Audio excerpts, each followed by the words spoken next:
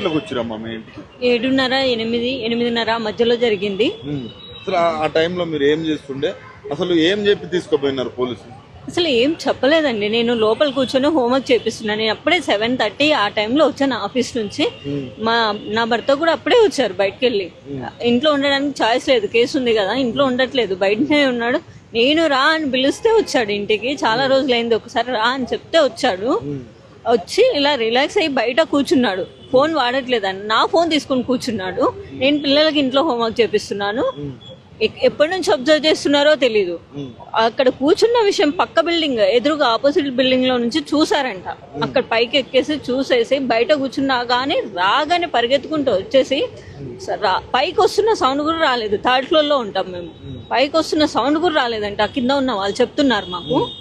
లాక్కొని వచ్చేసి మెడ పట్టుకొని లాగుతున్నారు. నేను చూడట్లేదు. అంటే నేను అనేది మీరున్నారు తెలంగాణలో, ఏపీలో కాదు. తెలంగాణలో ఏపీ పోలీసులకు భయపడి దాచుకోవాల్సిన పరిస్థితులు ఉన్నాయా అంటే ఇప్పుడు ఒకసారి ఆల్రెడీ కర్నూలు ఒక కేసు అయింది మార్చిలో. ఆ విషయంగా నా భర్త తనకు తానుగా ఎంక్వైరీకి వెళ్ళాడు. వెళ్తే అక్కడ ఏం చేశాడు, నోటీస్ ఇచ్చేసారు. వెళ్తే అక్కడ ఏం చేశారు, అక్కడ పెట్టేసుకుని 3rd degree ప్రయోగించారు ఆ రోజు.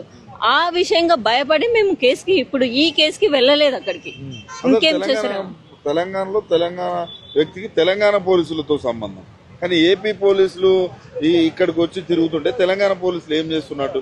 నిన్న కూడా మిమ్మల్ని కొంచెం పట్టుకొని లాగేరు, అది చెప్తా ఉన్నారు. అదే ఆంధ్ర పోలీసులే వాళ్ళు సివిల్లో వచ్చారు. లాక్కెళ్తుంటే నా భర్తని ఏం చేశారో అన్న టెన్షన్ ఎక్కువ అయిపోయింది నాకు. అక్కడ ఇక్కడో అంట బొబ్బిలే, అది కేసు ఇంతకు ముందే ఉంది కదా, ఆ కేసు రిలేటెడ్ గానే వచ్చారు. అక్కడెక్కడో అంట పట్టుకొని లాక్కెళ్తున్నారు, మెడ పట్టుకొని వాళ్ళు లాక్కెళ్తున్నారు. నా భర్త అరుస్తే నేను పరిగెత్తుకుంటూ వెళ్ళి నా పిల్లలు నేను ఏడ్చుకుంటూ వెళ్తున్నాం. ఏడ్చుకుంటూ వెళ్ళి నేను అడ్డం పడేశాను. నా భర్తను పట్టుకున్నాను. నేను పంపించాను. మీరు ఎట్లా వస్తారు, ఎవరు లేరు, మీరు డ్రెస్ లేదు, ఏమీ లేదు, ఎలా వస్తారు? ఇంటి లేదు, డ్రెస్ లేదు, యూనిఫామ్ లేదు. యూనిఫామ్ లేకుండా వచ్చారు. ఒకరేమో ఇద్దరేమో తనని పట్టుకున్నారు. నేనేమో మా హస్బెండ్ నేను పట్టుకుంటే నా చేయి లాగుతున్నారు. ఆ స్టెప్స్ మీద వీడియోస్ తీయడానికి ఎవరూ లేరు. నా చేయి పట్టుకొని లాగి తోసేస్తున్నారు. మహిళా పోలీసులు ఎవరు లేరు, వాళ్ళే ముగ్గురే. మహిళా పోలీసులు లేరు, వాళ్ళే ముగ్గురే ఉన్నారు. వాళ్ళిద్దరిని ఇద్దరేమో నా భర్తను పట్టుకున్నారు. నేను పరిగెత్తుకుంటే వెళ్ళి నా భర్తను పట్టుకుంటే నన్ను లాగేస్తున్నాడు. ఒకతను లాగేస్తున్నాడు, తోస్తున్నారు. స్టెప్స్ మీద దెబ్బలు కూడా తగులుతున్నాయి. అది కిందకి లాకెళ్ళి ప్రైవేట్ వెహికల్లో ఎక్కించడానికి ట్రై చేశారు. నేనేమో వెళ్ళేసి డోర్కి అడ్డంగా నించుంటే ఒక పర్సన్ వచ్చి లాగుతున్నాడు. అయినా నేను వదిలించుకొని పోయి మళ్ళీ డోర్ దగ్గర నించుంటా. ఎస్ఐ చూసారు, వీడియోస్లలో చూసారు. ఎలా మ్యాన్ హ్యాండ్లింగ్ తోసేయడానికి చేయడానికి ఏం కాదు, తోసేయడానికి మహిళా పోలీసులు లేరు. తోసేయడానికి ట్రై చేస్తున్నాడు నన్ను. తోసేయడానికి ట్రై చేసి ఎక్కడ పడితే చాలా ప్రెషర్ పెట్టి తెలుసు. ఎక్కడ ఉన్నారు కనీసం ఇన్ఫర్మేషన్ ఉందా మీకు? అసలు మీ హస్బెండ్ ఎక్కడ ఉన్నాడు అనేది కనీసం చెప్తున్నారా? లేదు సార్, చెప్పట్లేదు. మా లాయర్స్ ఏమో అక్కడ ఉన్నారు బొబ్బిలిలో, అన్ని చెప్పారు. అక్కడికి వస్తారు, అక్కడ తీసుకొస్తారని అక్కడ వెయిట్ చేస్తున్నారు. మరి అక్కడ ఇంకేమవుతుందో మాకు ఇన్ఫర్మేషన్ ఏమీ లేదు. ఏం చెప్తారు? ఇటు తెలంగాణ సీఎం కావచ్చు, అటు ఏపీ సీఎం కావచ్చు, ఇటు రేవంత్ రెడ్డి, అటు ఎందుకంటే ఇక్కడ నుంచి తీసుకుపోతున్నప్పుడు వీళ్ళు సహకరించారు. అక్కడ తీసుకుపోయి ఏం జరుగుతుందో తెలుస్తలేదు. ఇద్దరు సీఎంలకి మీరు ఏం చెప్తారు?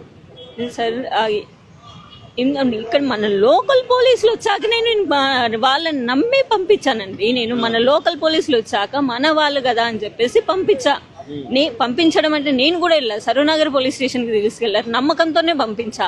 అక్కడికి వెళ్ళి కూర్చోబెట్టి మాట్లాడతామని చెప్పారు. మాట్లాడి మీ వాళ్ళు వచ్చిన తర్వాతనే, మీ లాయర్స్ వచ్చిన తర్వాతనే పంపిస్తామని చెప్పారు. కానీ అలా జరగలేదు. అక్కడికి వెళ్ళగానే నన్ను దింపేసి ఇద్దరు లేడీస్ పట్టుకున్నారు. నన్ను ప్రైవేట్ వెహికల్లో ఎక్కించి పంపించేశారు. తర్వాత నువ్వు వెళ్ళిపో అంటారు. మాకు సంబంధం లేదు. ఇప్పుడు ఇద్దరు సీఎంలకు ఏం చెప్తారు మీరు? ఇది ఫేక్ కేస్. మెయిన్ గా అననే లేదు, ఆ వర్డ్ ఆయన అననే లేదు. ఆయన జర్నలిస్ట్, ప్రశ్నించే హక్కు ఆయనకు ఉంటుంది. ప్రశ్నిస్తే అరెస్టులు చేస్తారా? మన తెలంగాణ ప్రభుత్వం ఏం చేస్తుంది? ప్రశ్నిస్తే అరెస్టులు ఇప్పుడు కేవీఆర్ ఒక్కరే, తర్వాత ఇంకా చాలా మంది జర్నలిస్టులు ఉన్నారు, వాళ్ళు కూడా మాట్లాడతారు. వాళ్ళని కూడా అరెస్ట్ చేస్తారా? మన తెలంగాణ నుంచి, మన ప్రభుత్వం నుంచి జర్నలిస్టులకి ఏదైనా మద్దతు ఇవ్వాలని కోరుకుంటున్నాను. మా కుటుంబానికి కూడా మద్దతు ఇవ్వాలి. నా భర్తకి ఏదైనా జరిగితే చంద్రబాబు నాయుడు అక్కడ ప్రభుత్వం, ఆంధ్రప్రదేశ్ ప్రభుత్వం, చంద్రబాబు నాయుడు ఇక్కడ ప్రభుత్వం, రేవంత్ రెడ్డి గారిదే బాధ్యత వహించాలి. నా భర్త నాకు క్షేమంగా ఇంటికి రావాలి.